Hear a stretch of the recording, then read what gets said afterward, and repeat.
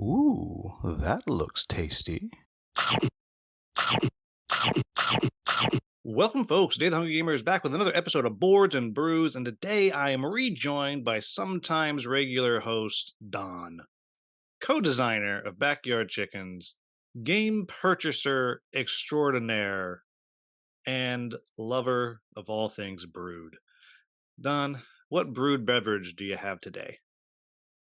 So it's 10 o'clock in the morning, so I'm down to iced tea. I've already had my coffee, so this is my supplementary brewed beverage. Yeah, and I'll say, when you grabbed that, you almost spilled. That would have been amazing. If you're just listening, you didn't get to see the moment of him very quickly pulling this mug into frame. It was terrifying and dangerous. I'm just drinking some coffee this morning out of my Shakespearean insult mug. And Don, I just want you to know that you are a bolting hutch of beastliness today. Do my best. All right, so jumping right in to the what have we been playing lately, and then of course what's on our table next.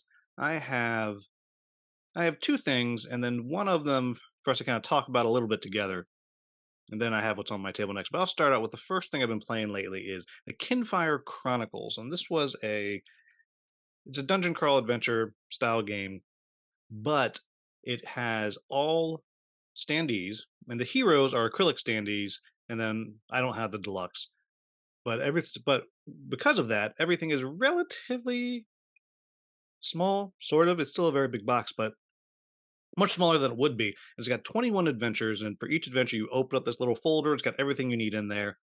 And the game board itself is kind of cool. I'm going to actually pull it off right here. Is actually part of the box lid, but the box lid is magnetized, and so it attaches just to the sides of the box. And so I have, and if you're not watching this, this is very boring. But so you have the cover of the box, but like this is also the game board. And it's just blank in the middle. And so on the middle, yeah, that'd be amazing, right? Like they're like, yeah, this is amazing. There's no board in the middle. But in the middle, you have your like book, like a familiar tales type book where you flip to each different map, and each different map will be for your battle or when you're running around town or whatever it is. Oh, I'm messing up my light by putting that there. And so it's this type of game. There's six characters. The characters are it's interesting. They do something that is similar to what I feel like Red Dragon Inn does, where you get a lot of the character just based on the small bits of flavor text on their cards. And for this, they have some backstory each one, but each of their ability cards has a little two or three sentences of text that you really start to learn who these characters are. And I love how they do that. I loved it when I did the preview of it. And it's just really cool. I'm slowly getting to know these two characters I have. But the neat thing is, there's no dice. It's all card play. And so when you're trying to do an attack, one of your whoever's turn it is, they play one of their action cards out of their hand and it'll do whatever it does. And then every other player around the table can play boosts to boost that card, but only if the colors match. So if I'm playing a red card, you can play any kind of red boost you want. And the red boost might make you move one step further. It might make you do more damage. You might heal. You might get to draw an extra card, whatever. Very, very cool. So I'm doing a playthrough series on it. So I've been playing it. I've played two games recently, and it's really, really cool. There's a little bit of distaste that some people have for the initiative system. You just have a bunch of chits in a bag, and you get 12 hero chits, and there's I think 15 bad guy chits, and three that are random or whatever. And so, in theory, like when you're playing Cosmic Frog, you can have one person go over and over and over again. That Mm. can happen also, and it feels great when it's you. But if we're playing four of us around the table and then everybody else is going, all the bad guys are going, it is actually possible for the whole bag to reset before someone gets to go. So because when there's the special tokens in there, when four of them come out, you refill the bag and you start again. So in theory, we could go through a whole scenario and you could never go. In theory, And how long are the turns?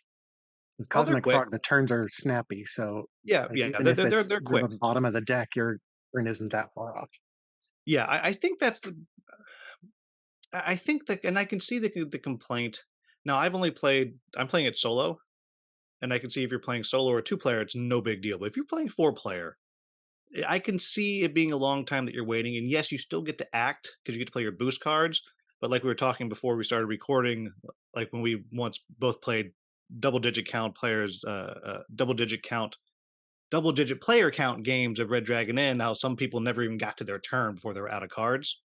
And so you can just run out of those cards and you're just sitting there. But I'm playing it solo and two player, so it doesn't bother me. And I do love that Cosmic Frog action selection. But anyhow, point is, Me I've been too. playing it a lot. I'm super, super happy with it so far, and I'm really digging it. And anybody, if you're interested, the first mission is up on the channel, with the second one coming in a week or two. But that's Kinfire Chronicles, and you know nothing about it, so you can't even really participate in the conversation. So it was really good video here for us.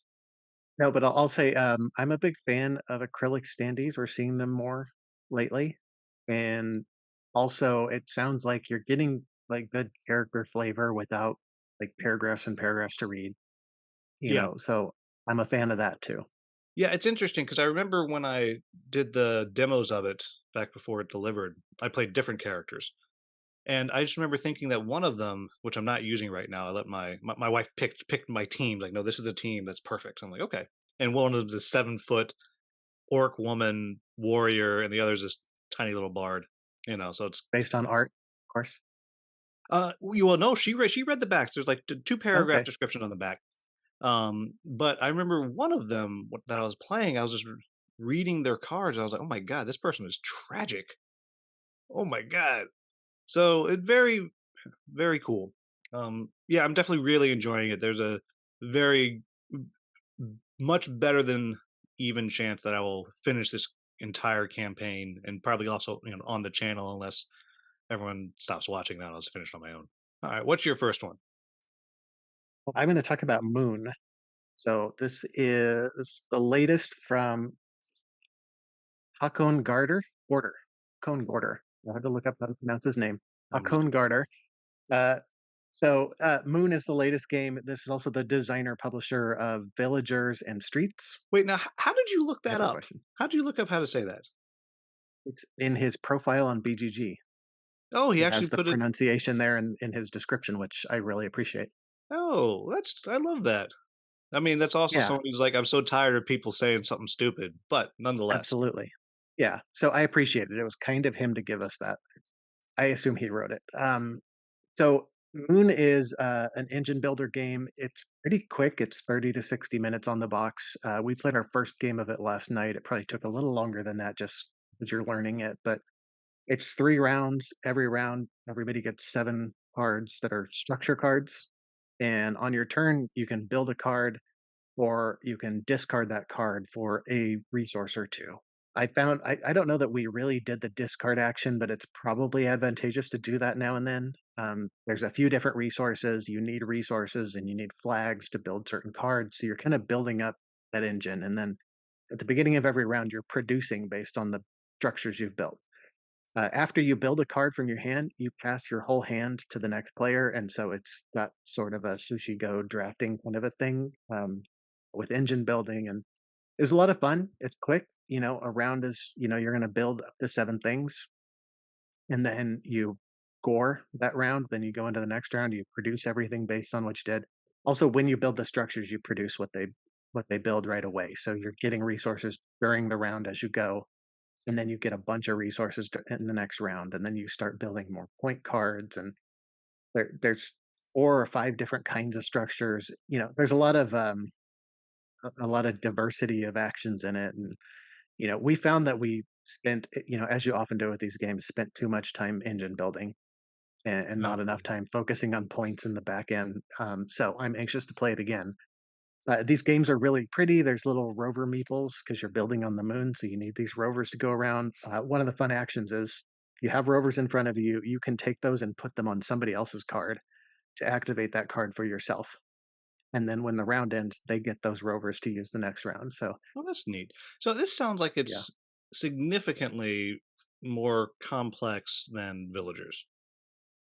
don't know that I'd say that. I saw a lot of similarities in the actions. There are some point cards where you build up points on that card, and then those points score every round, kind of Mhm. like the gold money in villagers. Oh, that's what the Villagers gold has a does. different kind of complexity. Yeah. Oh, so everybody, I've played Villagers twice on BGA Ah, asynchronously with Don, and I think with Peter Vaughn. Maybe I'm not sure who the third person we're playing with is offhand. And I didn't know how to play, and I was kind of figuring it out, and I could not figure out what yeah. the gold did. And Villagers is actually one of the next games that I'm trying to get to the table and to actually review. But I'm glad to know that is what gold does. I had no clue. We will have to play those in person at some point. But yeah, you play those gold cards down and they score every round. So if you play them in round one, you're going to get them multiple times, right? So this has a similar thing. The points in here are little heart tokens because it's all about how happy you're making your citizens in your little moon base, and you're trying to have the best moon base. It's really cool. The components, as always, with this company are great. So this It's is kind of like a neat little prequel to package. Lunar Rush. Sure. You know, Yeah. where you're But building this up is your before base. the economy is really built up, and yeah, this Yeah. is Oh, I see. So you have these happy moon bases, and then some idiot goes out like at that national park, which is I don't know somewhere in the Midwest, where people just find huge diamonds on the ground. mm, Someone just picked up one of the things. Yeah. Have you heard of that place? There is some park, national park, where people will just wander around and they will just find a diamond, just 30-carat diamond, just sitting there. Like every couple years, it'll show up in the news. Like it's yeah.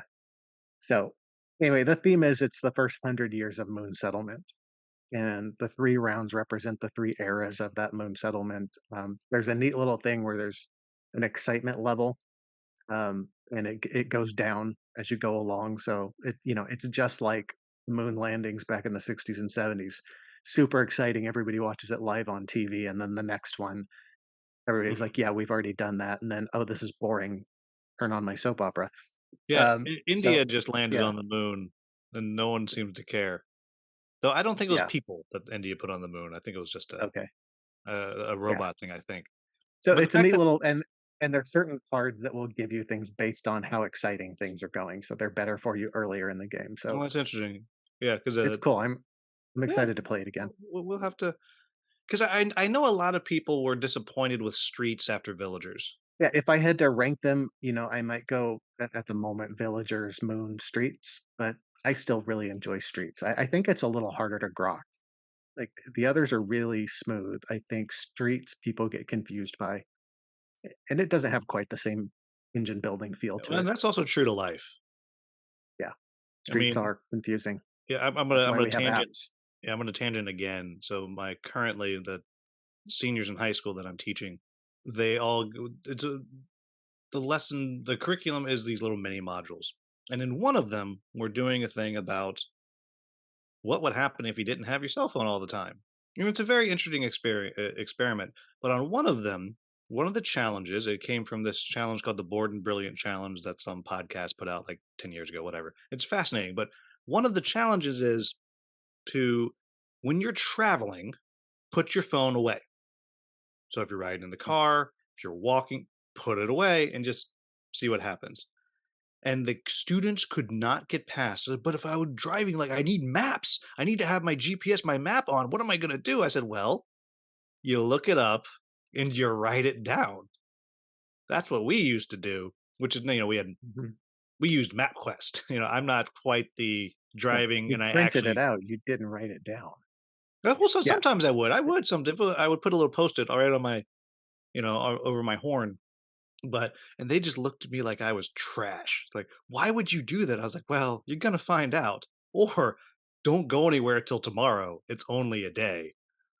But yeah, they could not handle it. Like, but I'm gonna get lost. I'm like, you drive there every day, guys. No, streets are confusing, is what they told me, which is why I brought that up. That's what that tangent's for. Um, Streets are I gotta confusing. confess, I've got an iPhone, I've got Apple CarPlay. If I go to Target, I turn on the map home just because there's a comfort level to it. I'm not following it, I just like having it there. Yeah, I thought about it, and even when I'm just was driving to my new school for a while, I was putting on the map, and finally at one point I was like, wait, why am I doing this? Mhm. I mean, I couldn't. Now, to be fair, I can't tell you the name of the streets that I go on. I have no idea. Like, there's Yeah. three of them I know, but Any I couldn't tell you, but I can get there. So anyhow, I feel like that's probably why Streets is less popular because there's no GPS, is my point. All It right. needs an expansion, yeah. The GPS expansion, then everyone loves it. Like, "Oh, this game's easy." Mhm. You just don't do Tells you anything. You just exactly how to play. yeah, you don't do anything. It just tells you, and it tells you when to flip a card. Um, It'll be a hit. all right, so my next one is one that I've played twice now. Once with you, and that is Life of the Amazonia. And Mm, this is one that I backed because when we used to do our sovereignty sponsored show, dialing it in, Doug brought up this game that he was interested in, and I just mhm. thought it was so cool, and I was sure my wife was going to like it.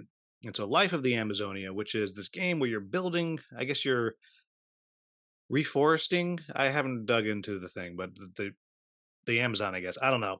But you're putting out little jungle tiles with the three different habitats. You got marshland, you got forest, and you got water. And you're using a bag building, which is kind of like a deck building mechanic where you're buying new tokens, which let you buy more stuff, and you're using these tokens in certain combinations to buy animals to put into your jungle. And each of these animals has a different scoring condition, which is going to let you score points. So, for example, when we played, if a woodpecker was next to a tree, it would score four Mm, points. And mhm. each woodpecker had to have its own tree. The second time I played, a woodpecker would get points based on how many trees were around it. So it was like a sliding Oh, that scale. changes things. Yeah, Yeah. yeah.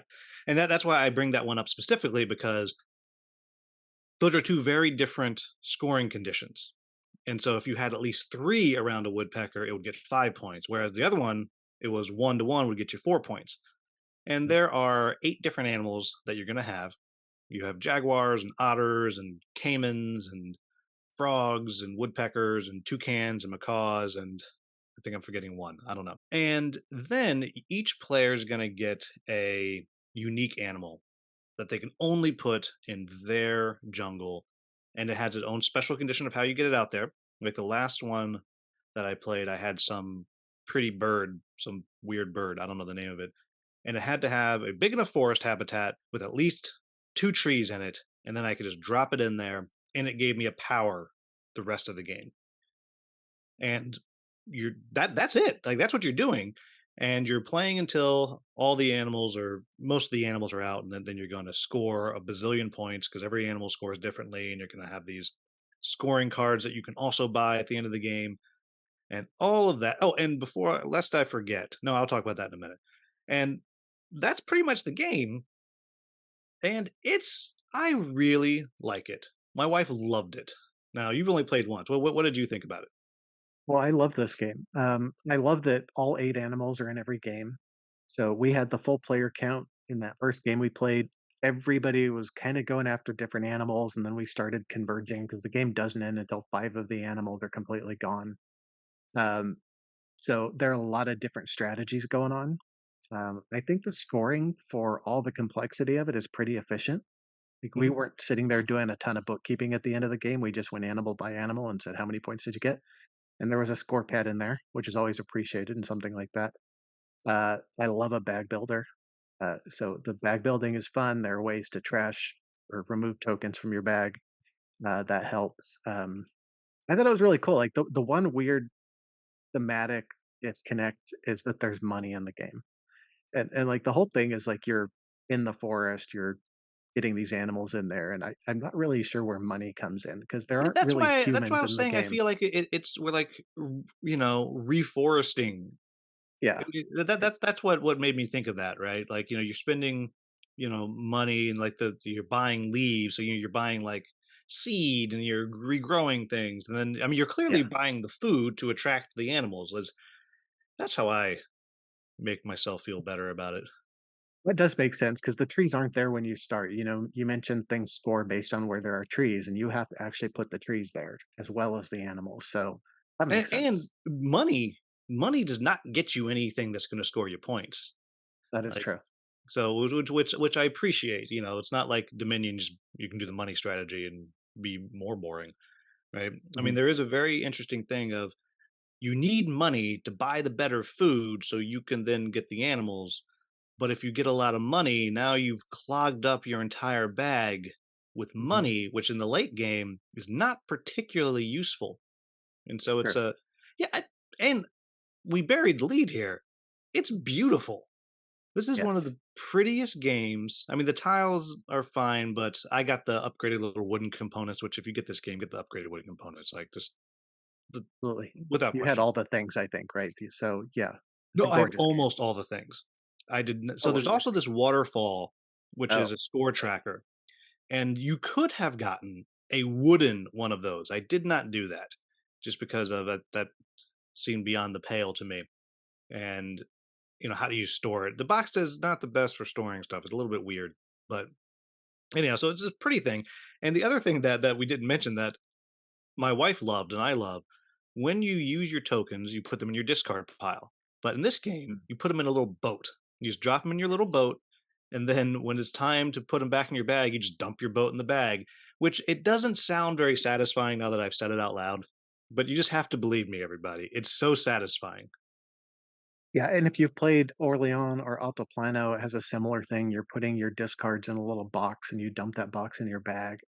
Boat here has a little slide to it, so it just, slides into the bag. It's really satisfying.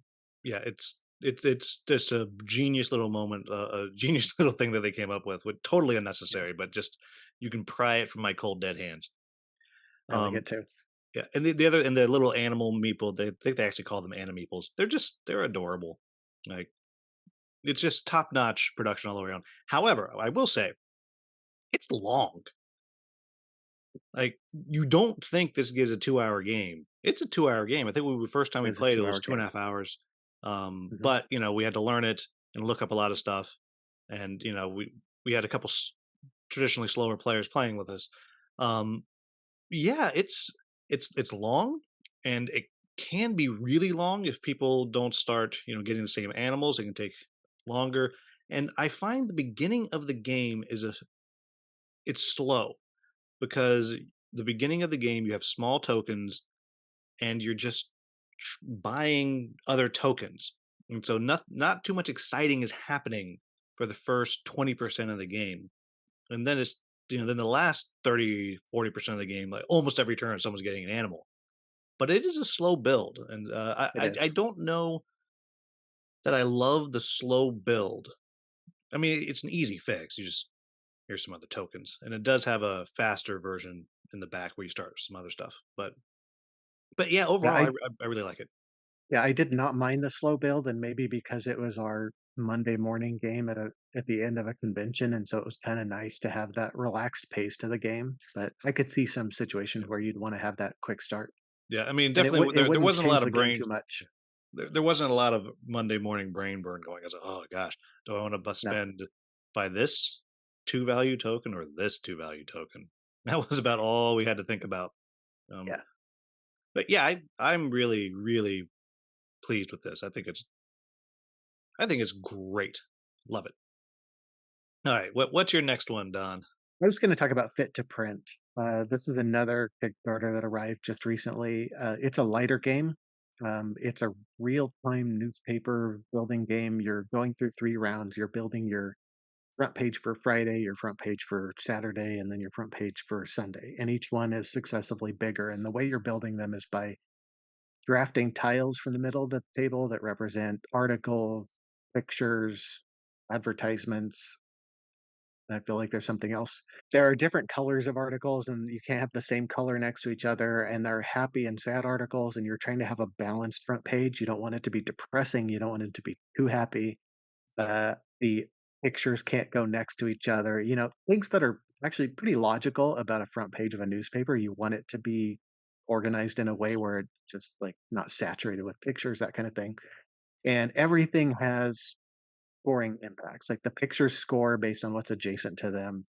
The articles have just base points on them. There are rules every round around kind of a special rule on what can't go next to each other, or maybe you can put things next to each other, so it kind of modifies the game. The stressful part about this game is the way that it works is you've got all the tiles face down in the middle of the table, and everybody takes turns. And you've played this, of course, but just pulling tiles, you one at a time. They're very clear that you can only use one hand for this in the rule book, but You pull one, you look at it, you decide if you're keeping it. If you're not, you put it face up out there, so then somebody else knows what it is. They can So take it's it. like a galaxy trucker. Yeah, it's like that. And then if you're going to keep it, you stack it on your little cardboard desk that you have. Another unnecessary but satisfying component. And you go until you feel like you have a big enough stack to fill your front page, and then you say layout, and then you're laying out your paper. Other people may still be taking tiles. You know, everybody kind of does that at their own time. And then you finish laying out your paper, and then you say print, and you're done. If you have extra tiles, they're negative points. They stay on your desk for the next round. And then you wait until everybody's done, and then you score. And of course, there's a timer, so everybody's kind of rushing to get this done. It's fun. There's a little bit of stress to it. You know, you can end around and be like, I don't have enough tiles. Usually you have more because you're worried about not having enough. Um, I really enjoy it. It's fun to kind of think about those little scoring conditions as you go, and they're none of them are so complex that you're like burning your brain trying to figure it out. It's a nice light game, pretty quick. It's designed to be about 15 minutes, 15 to 20 minutes. And so, but if I'm hearing correctly, so once you say layout, that's it. Like, there's no going back for more stories, right? Yeah, you Okay, can't so take anything more from the middle. gotcha. So you know you done messed up very early. It's not even at the end when you're Oh, scoring. Like, oh yeah, it's like, oh gosh, wow, look at this big blank gap in the middle of my paper. yeah. Oops. Yeah, and, you know, inevitably, when you're learning this game, you forget half the rules as you're choosing tiles, so, you know, you get to your layout and you're like, "Oh my god, I took all green articles. I forgot that I couldn't put the same color next to each other."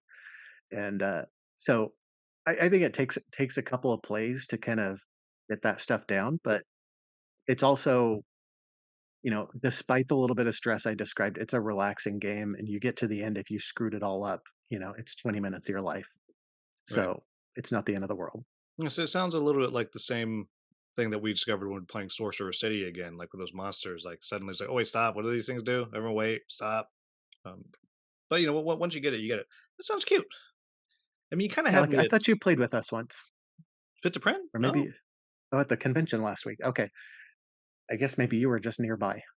So, yeah. yeah. That must have been when I was playing Guildmaster or something. That you guys did, but yeah.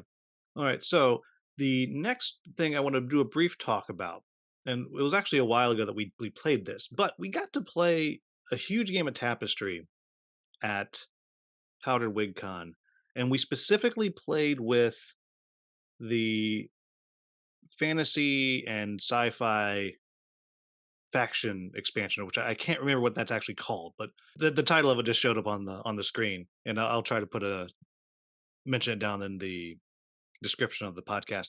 But so we played with those, and I did want to just take a little moment and just kind of talk about that because I really liked those factions Mhm. far more than all the others. I think they're more powerful. I think I could be wrong, but they all these new factions or civilizations, I guess, let you do more impressive things is for want of a better way to do it. Like I felt like you were doing more with them as opposed to like we're just kind of taking one little cube and just put it somewhere and maybe something will happen. They felt much more active to me. I don't know if it's too long ago for you to really remember, but I really liked those new factions a lot. I am completely blanking on what civilization I played. So, but I get what you're saying about, you know, some of the older ones. It's somewhat random whether it has a big effect on your game. Yeah, well, we talked about it several times about how Peter Vaughn took a 30-minute turn at the end of the game and Yes. came back and won, but he was able to do that because of this new faction that he had. It was like some Mhm. time traveler or some nonsense, and he was out of the game. He was done, and his specific faction said, "Once you're out of the game, you can turn these things into extra turns or something." And it was so cool. I don't I know. want I just find these factions to be it's not the best expansion of Tapestry. The best expansion of Tapestry is very clearly the arts and architecture with that other track. mhm. But outside of that, I thought it was great. I loved them. Right. And it's a lot that comes in a small package. You know, it literally comes in an envelope, right? Yeah, yeah. And I It's a guess nice the solid envelope so it doesn't get messed up for all you folks that worry about that kind of thing. But yeah, it's simple little expansion that does a lot. Yeah, and, the new rule books are nice. I don't know if you Yes. yeah, they took I guess this is officially the end of Tapestry, and so they made Yes. So he rule took all books of the rule books and put them into one, which I appreciate. even though it does take away from that initial Tapestry rule book that was 4 pages, now it's 40 pages or whatever it is. I Yes, mean, it's small, which 40 I also small pages. appreciate. Yeah, Yeah. but yeah, I've been meaning to talk about that and bring it up and do something with it, and I just keep not. So I had to bring it up today because I just thought it was the only way to play Tapestry, and I don't wanna play any of those other factions ever again. Did you say the name of the expansion? I'm trying to remember what it is. I said I'm gonna put it up on the screen because I cannot Okay. remember, and it's Okay. in the Same. other room. Yeah. Um, it's like futures and fantasies and futures, maybe? It's something like that. I don't think that's it, but it's something like that. It's something and something. Oh, well, Apologies, yes, folks. good. Yes, Bad memories. there's an there's an "and" in there, everybody, so Definitely. you Yeah, can so that'll find that narrow it down. easily. You can just Google that. And Yeah. Not forget the fact that the others are arts and architectures and plots and ploys, but you'll see, find it. it's It'll be fine. consistent. Yeah. Yeah. All right. Anyhow, what is the next game you have hitting your table? Next on my table, so I'm going to a work event this week. I'm going Monday.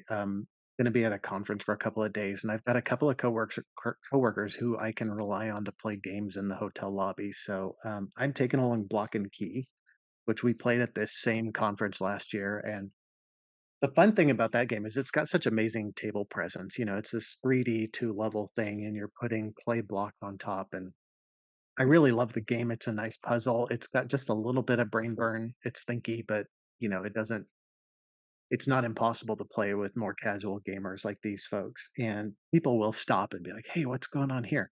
So, it's a great thing to take to a work event, especially if you're gonna be playing in a hotel lobby. I'm also gonna take Deep Dive and Point Salad and maybe Point City, so we can throw those on the table if we want to. They're all pretty light and easy to get to the table. I also haven't gotten my copy of Point City to the table yet, so we may or may not get to that, but, those are kind of the next things on my table because they're easy games to travel with.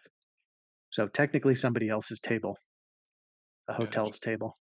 Yep. Oh, and you know what? I didn't realize you had you have a third game you've been playing recently to talk about. Oh, Uh, yeah, I was just gonna briefly mention Castles of Burgundy, fancy version, collector's edition, whatever they call it. Just got that to the table again the other day, and it's just such a gorgeous production for a game that is so famous for being ugly. You know, this new version is just beautiful. They got the acrylic tiles, which, if you're gonna spend this much for a collector's edition, get the acrylic tiles. They are a game changer, pun not intended. Um, it's just it's so pleasant to play. It's such a nice experience. It's an amazing game to begin with. Um, I have everything but the absurd minis for all the tiles where you pull the what? tile out and then you have to go find the matching mini and put What? it on your board. Oh, Yeah. what a I was waste. tempted by them because they look really cool, especially the animals, little 3D animals sitting on your board, but, I just couldn't handle the bookkeeping part of it, so I didn't get them, but, it's nice to have those 3D castles and the acrylic tiles or, have that nice tactile thing going on, so I No, was just gonna mention that. I think it's great. I'm really glad I got it. yeah, we've played this a fair amount on BGA, and it's Mhm. fine. You've Just never played it in real life, right? no, I've never played it in Meat Space, and other Don, Secret Cabal Don, he swears by it too. And I'm just like, it's fine, but maybe the acrylic tiles and castles will change my mind, and I'll be like, this is amaze balls. But yeah, I don't know. It might be because we've only played it on BGA asynchronously, and it's a Mm, lot you have to go back and pay attention to. Like yeah. You the have to I want to remember say what the you were trying to do. yeah, I want to say like the yellow tiles, they all score differently. Is it yellow Mhm. tiles? Yeah. So, but Yeah. maybe I'm not against it. They're monasteries, well, Oh well. yeah. Sorry. Jesus. Pun intended. So the thing I have on my table next, and this is one I've had it for about 3 weeks now, and I've been super excited to try this game. It's called Pericle, not Pericles. Pericle Pericles being the Shakespeare play that is very amazing, obviously. Pericle, The Gathering Darkness. And this is another dungeon crawl style game that to me seems to be in the same vein as Dungeon Universalis or League of Dungeoneers, which is more of an open world, like total freedom to create your characters how you want, and that style game. But this one has an app. Oh no, not an app. Has a website. It's not an app. You have to go to the website and use that.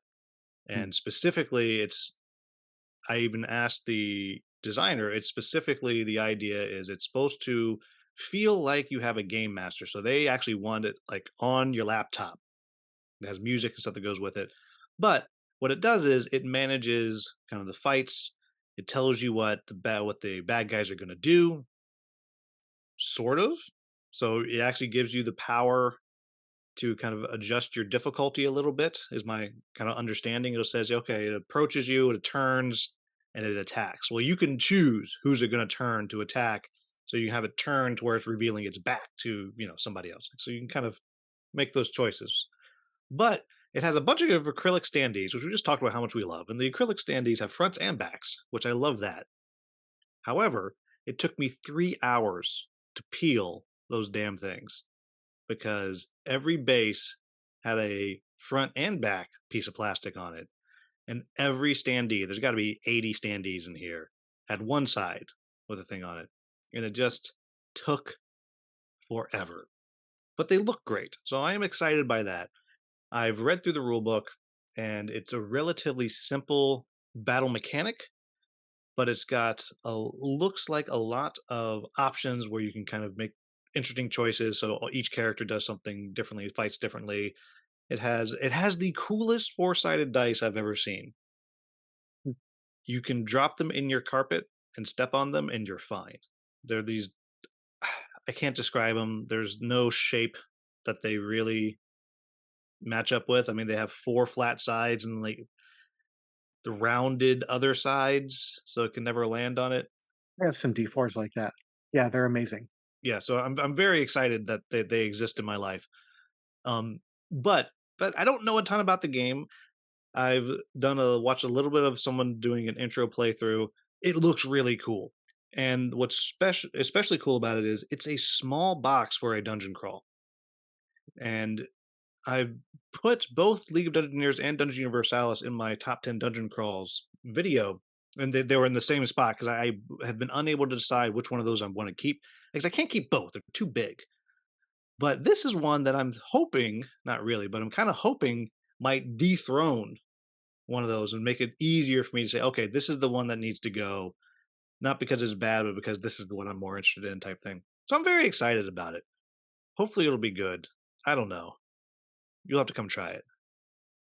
I need to play some dungeon crawls. I feel like I've got about 1% of your experience with dungeon crawls, and I'm really intrigued by them. I just don't invest the time, Yeah, we need to and I pick need to. one that that that we are going to play through. Whichever one it is, we gotta pick it and we gotta do it. That's gotta be what it is. 'Cause it's one of the well, and that's one of the reasons why there's two reasons I started putting the playthrough series of Kinfire Chronicles on the channel. One, it means I'm gonna play it. Like I have to do it because now it's scheduled, so I can't slack off. And then of course the second thing is people watch dungeon crawl stuff. I just, I mean, the best video I've put up in 3 years is about dungeon crawls. So it's also that a little bit selfish, but Give the people you what they know, want. yeah, and I mean, you can come down and jump in Kinfire Chronicles Cool. on occasion, Love to. but because I did just get some new equipment that, in theory, once I get the right lapel mics, will let me record multiplayer playthroughs with better sound. So it's coming. It's coming. Awesome. All right. So, but our topic for today is the best games that we never get to the table. These are the games that we don't cull, we don't get rid of. I don't even consider getting rid of these games, but I just haven't played them in well over a year, probably over 2 years at this point. And so, my first one is Euphoria, also from Stonemaier Games. Very clearly with the expansion, got to have the expansion. I love this game. It's a worker placement, but it's dice are your workers, and it's got this very clever thematic dystopia thing built all through it that it doesn't hit you in the face, but if you stop and think about it, it's like it's amazingly clever. Like to get a new worker, you have two choices. You can either give them a lot of water, give them a spa treatment, or you can shock them with electricity. Your choice. You do you, Huh? but then they'll come work for you. Or, you have to feed your workers. So you have to give them food if you want to use them. Or you can give them drugs and they don't know. Yeah, it's called Yes. bliss. I really like this game and I don't know why I don't play it more, but I will not get rid of it. I adore this game. You have this game too, right? I do. I have it. I have the expansion. I really like it. We've played it here at the house a few times, but it hasn't come off the shelf in a couple of years. I probably won't ever get rid of it because I like it. The one thing that, we've bumped into in the game is there are the tiles that come out and then like when there's enough stuff around it, it gets executed. I can't remember the exact mechanic, but there are a few of those that are really take that, which like Hmm. Jamie Stegmaier has a little more take that in his older games than in his newer games. And it's always just kind of peppered in there. It's not a core part of the game. And so those tiles come out and we just toss them aside and get another one. So Yeah. at least it's easy to adjust for. That's kind of the one thing that we bumped up against in the game. Other than that, it's a smooth game. It's fun. I love the little thematic ties you talked about, and it's a pretty game. Yeah. Well, I mean, Stonemeyer's production is always very, very good. Um, Yeah.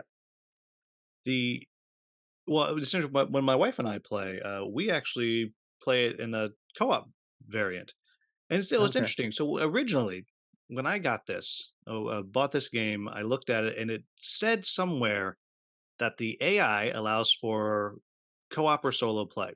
It doesn't say that anymore because it's not in the rules. Nowhere in there does it have anything about playing co-op. But I've got it because I had in my head that was a thing, and I swear I read it, but maybe I didn't. But so what we do is we just play together, and it's like we both have to win, get to the 10 stars before any of the AI does. The AI is very quick and easy, and it's effective.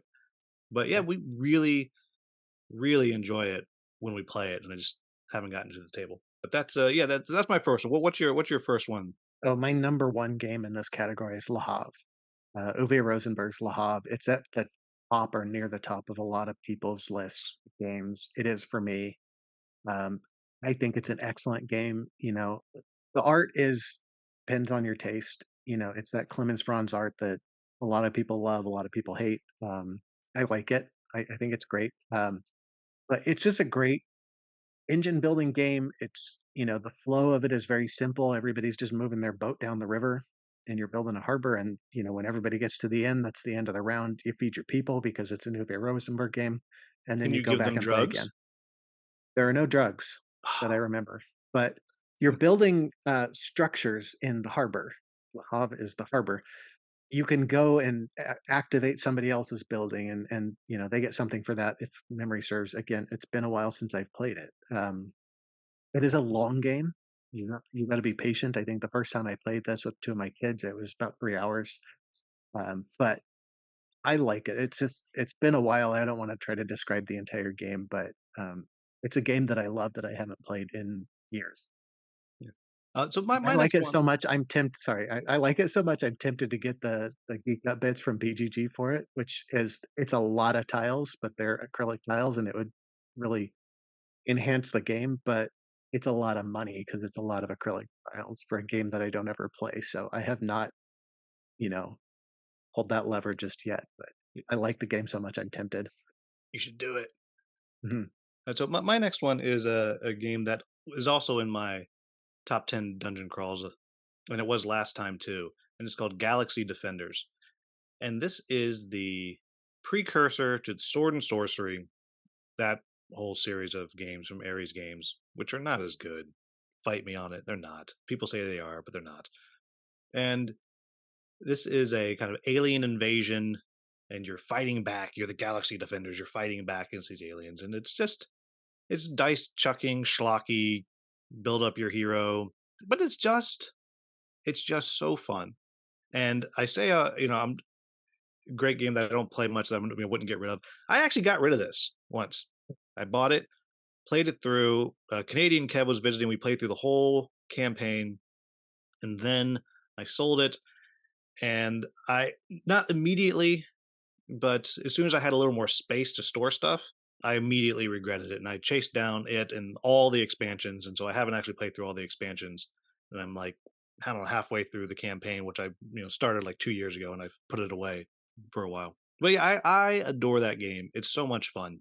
Nothing about it is particularly special if you look at it, from an outside, just looking at it from the outside. But everything just works really well together, and it just plays so well. It's a little bit hard. I started using a house ruler too because there's some moments that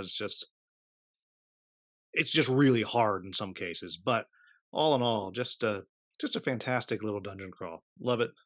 My other game is Clans of Caledonia, another Euro, another engine buildy kind of game, resource management. Again, it's been years since I played this game. I love this game. I even had it in my bag for the convention we were at last weekend.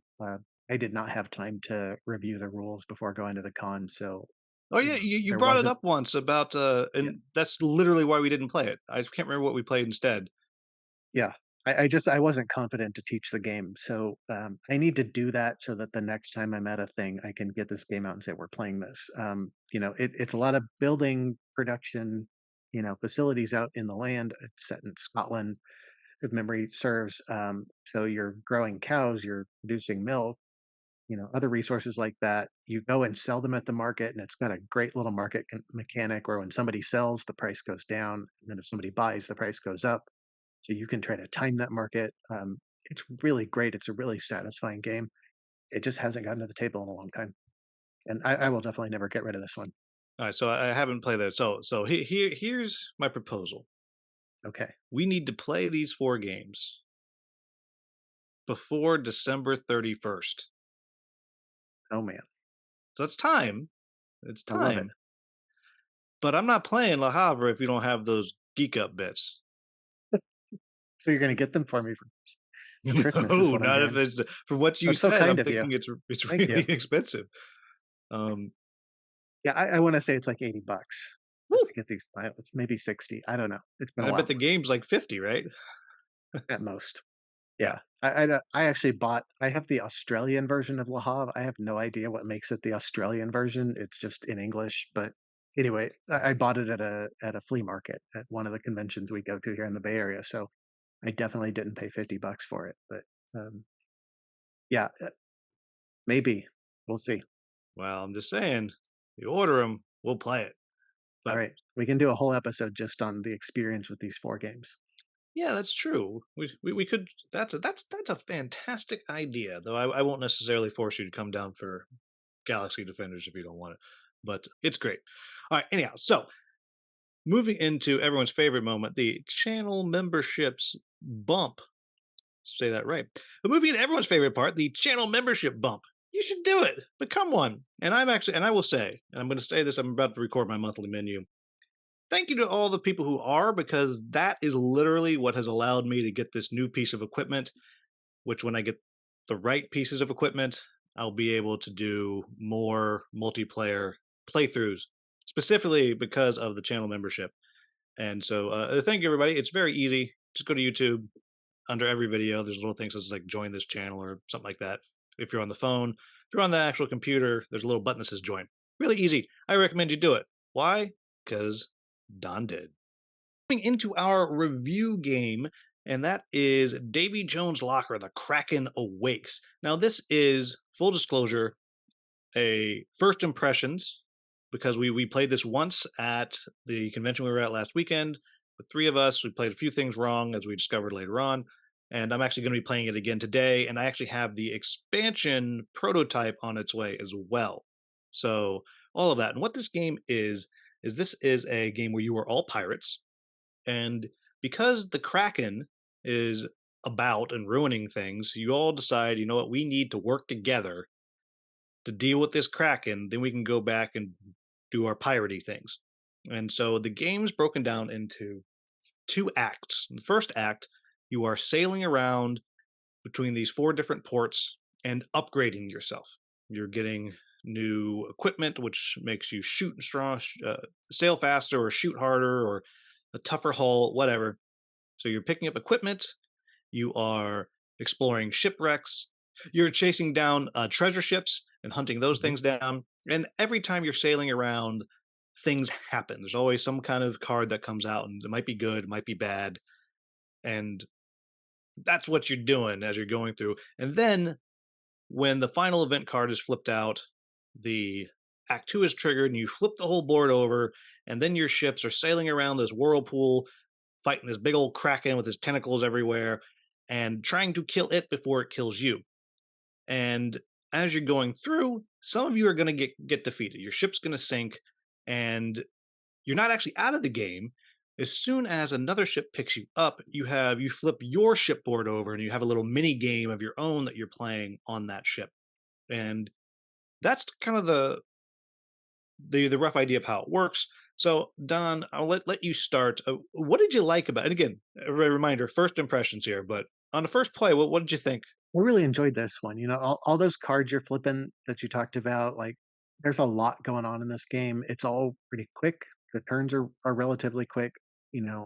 I like just about any game where you're moving around on a map, and, this is moving your little ship miniature around on the map and, adding to your abilities of that ship, and you, of course, have a little board that represents your ship in front of you, and, um, you know, engine building is always great, and you're kind of building up an engine, like you said, sailing, shooting, strength of your hull, all of that. I really liked that, mechanic that you just mentioned where your ship gets sunk, but you get rescued by one of the other ships, and then you flip your board over, if I remember correctly. Yeah. And on that side, you have 9 action points, and you can spend those to move down a track, and then if you get far enough, you can activate something on that other person's ship, sailing, shooting their guns, whatever. So your crew members who've been rescued are now helping out on the ship that rescued you, and so it's really cool. There's little tricks you can do while I think I had a harpoon at one not harpoon. I had something where I linked to somebody one of the other people's ship, You had and so grappling then hooks. You had grappling hooks. grappling hook, that's it.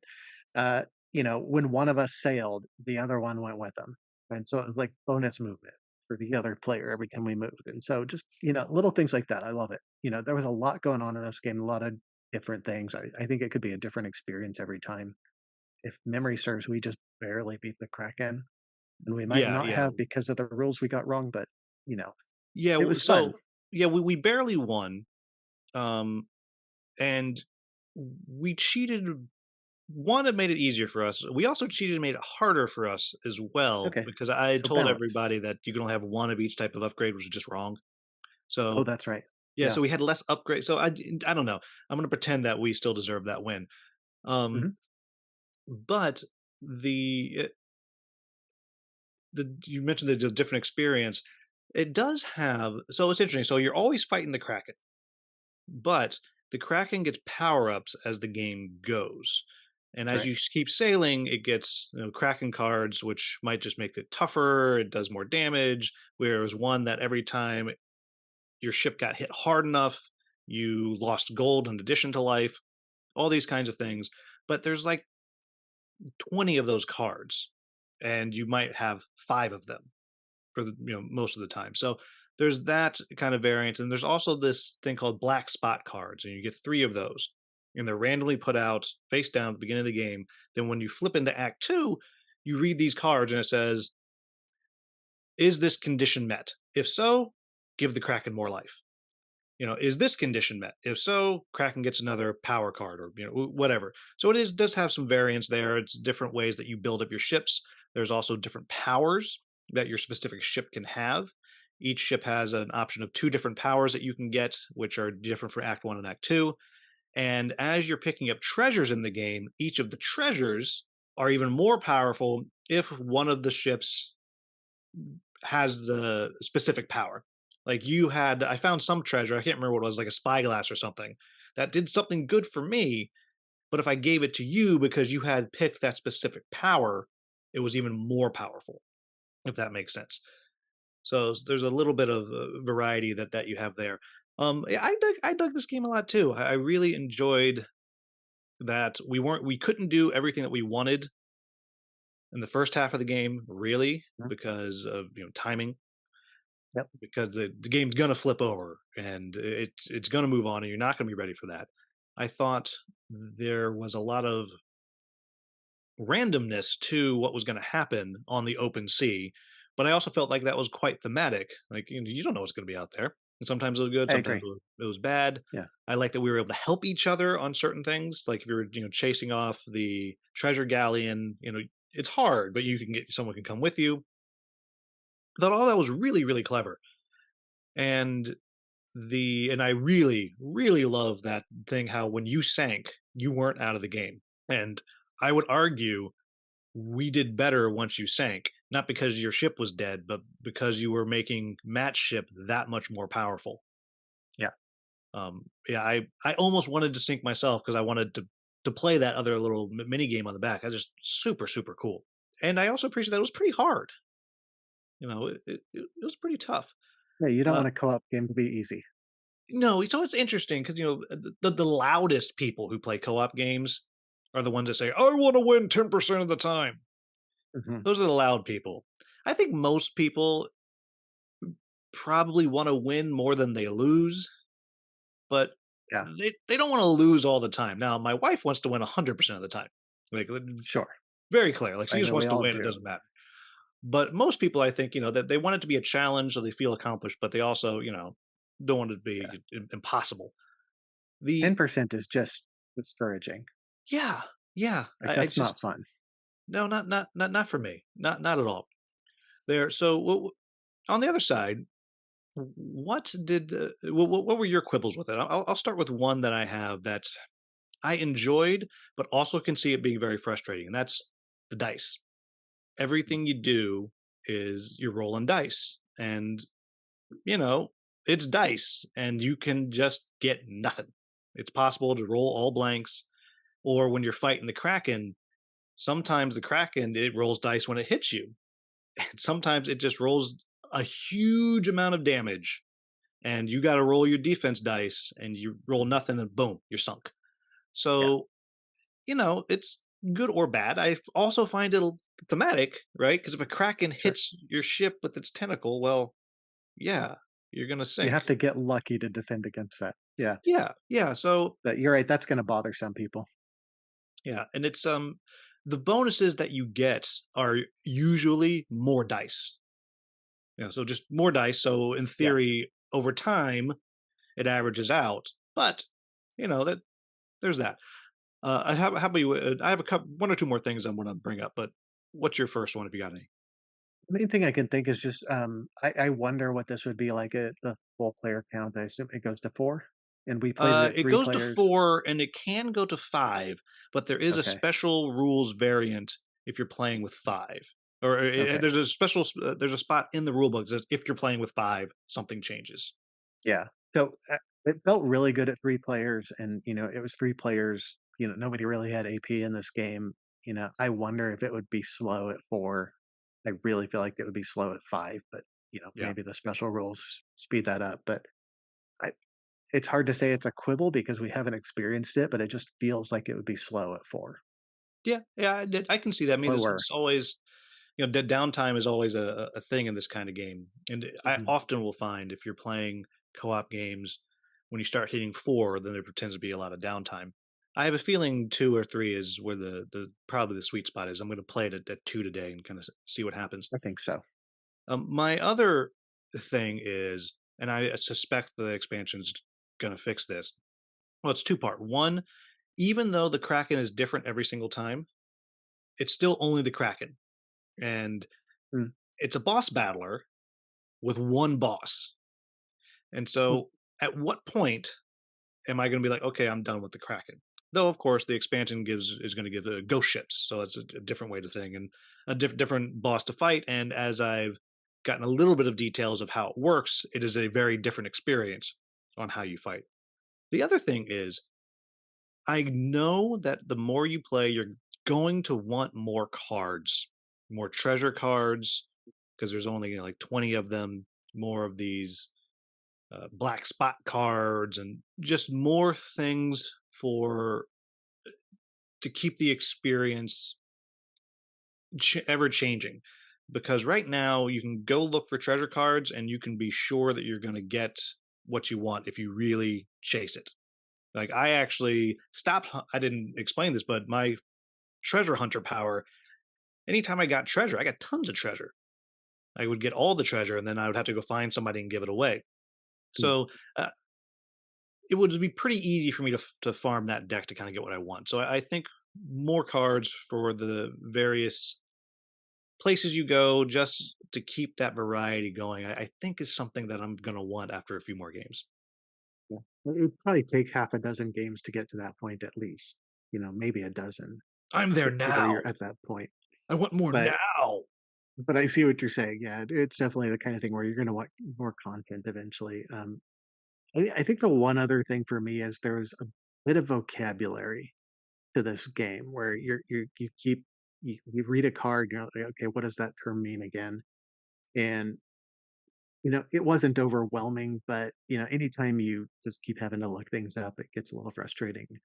And I Yeah, felt like this just had 10% too much vocabulary to it. And things that probably could have been simpler, yeah, more straightforward terms, but just it wasn't something that ruined the experience, but it feels like bookkeeping. yeah.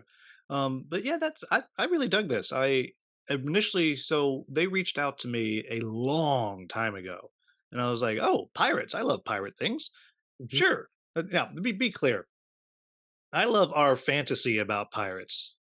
Like, if you ever Sure. stop and like look up pirates, like it's They were bad people. Well, yeah, like real bad. yeah, But don't tell me that.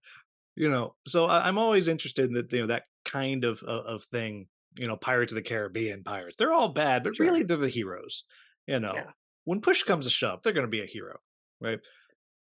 And then 5 6 months later, it's like, okay, we're about to ship. You ready? I was like, yes, sure. I apparently said yes to this. It's a 30 email thread that we went back and forth on, so clearly. Mm. But I'm super pleased with this. And I forgot to mention, the production's really good in It is this. good. Like it's got the game trays are really well done. Like it's easy to set up once you know what the heck we were looking for. It's got some of the best coins ever. It's got a great production. I don't know if this is a deluxe version or if they're all like this. I'm not sure.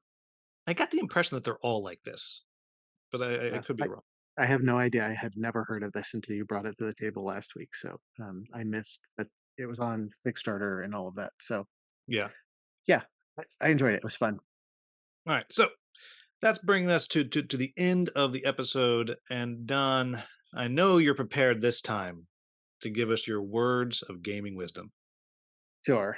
Did you forget again? And no, no, I did not. And that was probably more of a hot take than words of wisdom. I tend to think, hardly anybody is kind of out to cheat you in this world. And, there are people like that are trying to trick you into stuff. I feel like we spend too much time worrying about that in the board game world. And maybe I'm too much online and people are more suspicious online, but it seems like you frequently see like Facebook threads pop up about, why aren't, content creators, sharing that their video is sponsored or that they got the game for free. And then invariably like three people will be like, I'm so glad somebody's talking about this, like there wasn't the same thread 3 weeks ago. And I just think we all need to calm down. Like, I don't accept the premise that there's a problem. Certainly people should be, straightforward if they're being sponsored or if they got a free copy. But the idea that people are trying to hide something from you is a little silly to me. And I think people get worked up about it. And so I don't know, trust people. That's my words of wisdom. Don't, we all get fooled by commercials for bad products where we know that it's the company paying some actors to tell us that something's good. So, why are we 10 times more worried about watching a YouTuber talk about a game and think they're trying to trick us into buying that game? It's just silly. Be grown-ups, use your judgment, and just enjoy the content creators you like. And if you feel like somebody's not being honest, unsubscribe and you've done your part. Yeah. That's it. That's Yeah. what I got. People are being honest, except for that like one person. And There's I haven't found them. Yep. You know, So it's it's silly. funny because, you know, it does tend to be like, you know, the 1 or 2 bad actors and they'll just paint everybody. Like my favorite Mhm. story, and I'm not gonna use any names, but everyone always, you know, will every now and then a thread will pop up in a group saying, "I'm worried about play testing my game because what if someone steals my game?" And everyone's like, "Nobody's stealing your game." Yeah, Except there is one dude that sure. we know of someone who has run playtesting events, and specifically guys like, "I am stealing that game," and they published it. So there's Mm. one dude out there that is stealing games, and there's a couple of creators out there that are specifically trying to hide that they got something. But anyhow, I guess, yeah, I the thing I like the least is occasionally you see somebody post a manifesto about how this should all work, and there's nothing to call it besides a manifesto. It is so long, and it's just suggesting that every single content creator and every single publisher needs to do a ridiculous amount of work and documentation to account for that one guy you're mhm. talking about, and it's just the world can't work that way, or nobody's going to have any fun. Yeah, well, and it came out a lot of the recent, the FCC rules or whatever, and someone posted that, you know, "Oh, there's Yeah. they're cracking down on board games," and I haven't seen anybody but you point out because you did a little digging, and Mhm. I believe you correct me if I'm wrong, as near as you can tell, somebody called the FCC or emailed them and said, "What about board games?" And they're like, "Yeah, that too." Yeah, Like, like FCC put out a refreshed version of some existing guidance on paid content creation. And they're thinking about I don't know the name, like people with 400 million subscribers who are getting paid to do stuff or they're getting free stuff and they're thinking about those folks. And this, whatever board game media website that wrote this article called them and said, "Would this apply to board game content creators?" And, my version of this conversation was the people at the FCC said, "Who?" And then when they explained it, they said, "Yeah, I guess that would apply. Do those people make money?" So, yeah, I don't know, it just that's another example of this, like somebody making hay about something that's not really a problem. yeah, there and, you know, to be clear, everybody, we're not saying don't disclose stuff, but, you know, No, let's simmer stop acting down. like it's a problem, that's all. It just and I'm not a content creator, I show up on Will's channel sometimes, but I'm also not completely unbiased. I have a lot of friends like Will who do this stuff. I know publishers and, you know, every single one that I know is a good person who's not trying to trick anybody. They're just trying to do a job. All right, Don. Thank you for for coming on again. I don't know if you'll be on Mhm. next time or not. I don't know if we're going to get canceled for that hot take you just threw out there. Who knows? But as always, I always appreciate when you come on. Everybody, if you enjoyed the episode, please like, subscribe, share, maybe become a channel member, and make sure you pick up a copy of Backyard Chickens if you can find it. We have co-designer Don Gilstrap on right now. As always, thank you so much for watching. Have a wonderful, wonderful day. Well, in this one instance, I actually have more pull. It's the only place. Yeah. It's not a big deal. It's a huge deal. It's the only deal. I played Baldur's Gate 3 for like 5 hours straight yesterday.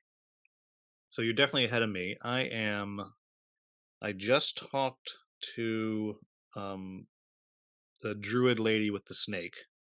Maybe we just talk about Baldur's Gate. I bet it gets so many more views if that's all we talked about.